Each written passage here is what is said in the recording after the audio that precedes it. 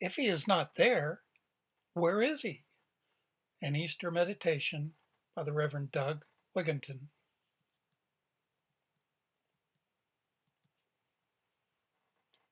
A reading from the Gospel according to Matthew, chapter 28, verses 5 through 6. The angel said to the women, "Do not be afraid, for I know that you are looking for Jesus, who was crucified. He is not here. He has risen, just as he said." As Jesus hung on the cross, a dense and heavy darkness blanketed the land. After hours of agony, with his last breath, Jesus cried out, "It is finished." At that moment, the temple curtain that symbolically separated God from his people was rent. Then came an earthquake, a symbol of both God's power and anger. Triggered by the voice of Jesus, it shook the earth, split the rocks, and the tombs were open. After the resurrection of Jesus, those buried in the tombs were raised to new life. They were resurrected. They then left their tombs, entered the holy city, and appeared to many.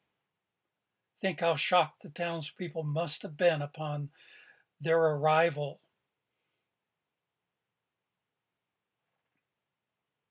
All of this was a sign that Jesus had taken the sting out of death, that the power of the grave was defeated and destroyed.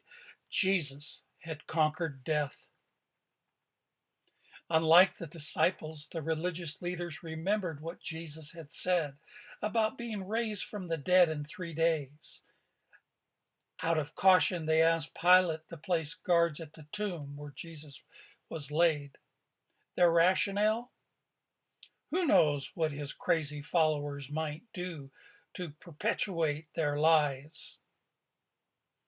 Perhaps, at least unconsciously, Pilate thought that what Jesus had said about being raised from the dead in 3 days, well, that just might be true. So Pilate said, in effect, "Keep Christ in the tomb."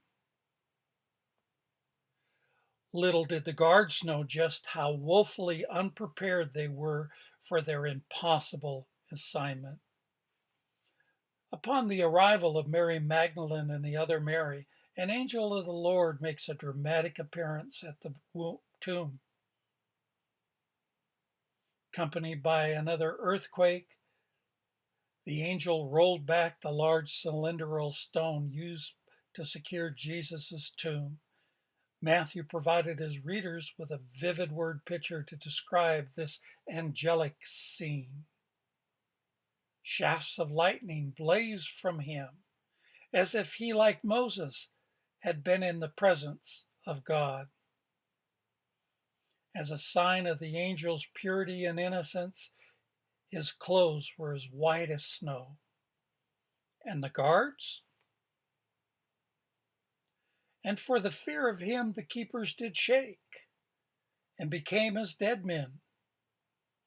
Or as the NIV translates it, they were so frightened they couldn't move. I'm struck by the smile this brings to my face. I'm reminded of an old saying, "The failure of others does not displease us." However, I think it may be the irony of the account that makes me smile, that the ones assigned to guard the dead themselves appear dead, while the dead one has been made alive. The angel, now seated on the large stone with Mary Magdalene and the other Mary, fearing the worst, that his body had been stolen, made a startling announcement. "He is not here. He has risen." The angel then invites all there to come to see the place where he was laid. Fearful as they were, rightfully so, they looked for themselves. What did they see? The tomb was empty.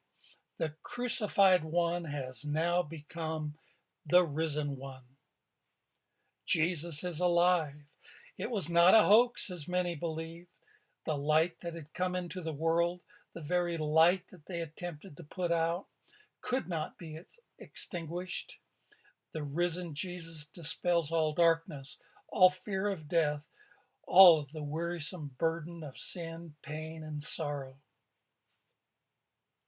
As we face one of the greatest threats in our country's history, let us remember that there is hope. No matter how dark it may get, the light will overcome it. No matter how distant God may seem, there is no longer anything between us. We now have direct access to Him who watches over us, hears our prayers, and provides us with a way out.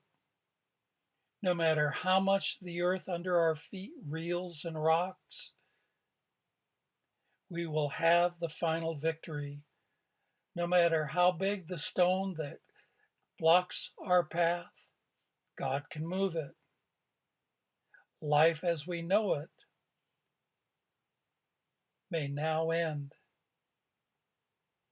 Our fears may be great, but it will not stop us, for we know that our Redeemer lives. And because He lives, not only can we face tomorrow, but we can move ahead, as did Mary Magdalene and the mother of Mary, filled with wonder and joy. Amen.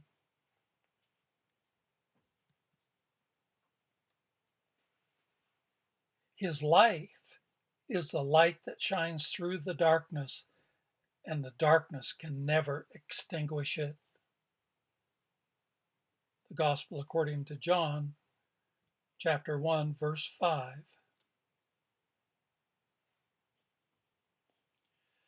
This concludes our Easter meditation. May God bless you and keep you safe now and forever. Amen.